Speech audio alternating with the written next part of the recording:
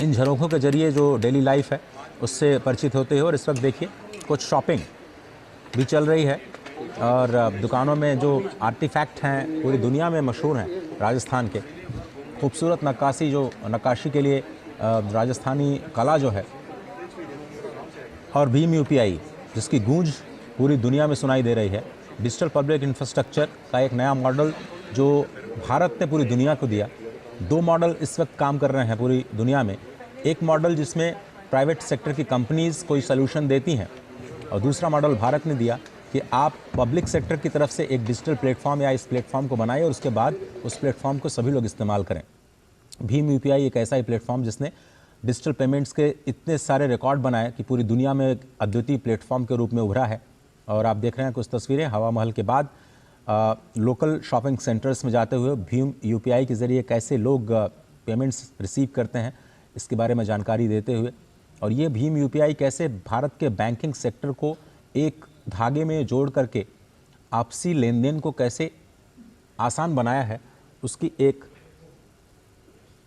तस्वीर आपको इस वक्त दिखाई दे रही है। बिल्कुल, तो डिजिटल पब्लिक इंफ्रास्ट्रक्चर भारत की एक और उपलब्धि, और इसका आप देख सकते हैं यहाँ पे यूपीआई के ज़रिए, और न सिर्फ फ्रांस बल्कि बहुत सारे देशों के साथ ये हमने किया है कि वहाँ भी अब डिजिटली यूपीआई के ज़रिए आप पेमेंट कर सकते हैं। तो ये भी एक आर्थिक तरक्की के तौर पर देखा जा सकता है।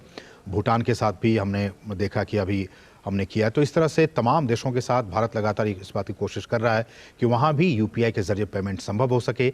डिजिटल पब्लिक इंफ्रास्ट्रक्चर का ये एक बेहतरीन नमूना, एक बेहतरीन उदाहरण। और मुझे लगता है कि जब ये आर्टिफैक्ट को देख रहे हैं इस वक्त मेहमान राष्ट्रपति, शायद वो यूपीआई के ज़रिए अगर वो, मुझे लगता है कि शायद पेमेंट करें।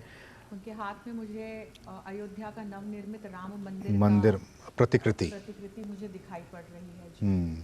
और भीम यूपीआई के बारे में प्रधानमंत्री मेहमान राष्ट्रपति को बताते हुए भारत की ये समृद्ध विरासत, सांस्कृतिक विरासत, और उससे आगे बढ़ते हुए जिस एक ज़रिए से, जिस एक धागे से अभी पूरे भारत के लोग जुड़े हुए हैं, खासकर डिजिटली। हम जानते हैं कि लगातार बीते वर्षों के मुकाबले अभी कुछ डेटा आए थे, अजय बेहतर बता पाएंगे कि कई गुना वृद्धि हुई है बीते वर्षों के मुकाबले इस साल 2023 में, और 2023 के आखिर तक में कि करोड़ों की तादाद में ट्रांजैक्शंस हुए हैं अब भी यूपीआई के जरिए। 10 बिलियन का ट्रांजैक्शन हम हर महीने कर रहे हैं, और ये रिकॉर्ड बनाया है हमने। और सिंगापुर के साथ हमने करार कर लिया है, कई सारे देशों के साथ और भी बातें चल रही हैं जिसमें हम यूपीआई को और ज़्यादा कनेक्ट करने की कोशिश कर रहे हैं। लेकिन इन तस्वीरों में आपको 3 चीज़ें स्पष्ट तौर पर दिखाई देती हैं। एक तो राजस्थान का आर्टिफैक्ट, वहाँ के जो छोटे छोटे एमएसएमई सेक्टर है वो किस तरह से अपने लाखों लोगों को रोजगार देता है। अब एक मंदिर की आप छोटी सी एक प्रतिकृति ही लीजिए जिसका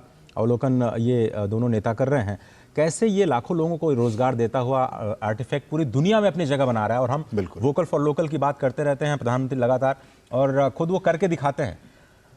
ये खूबी है प्रधानमंत्री मोदी की कि जो वो कहते हैं, अपील करते हैं citizen. Stay with the Times of India for news breaks, analysis, interviews and events. We bring you stories from your neighborhood and from across the globe as well. Subscribe to our YouTube channel.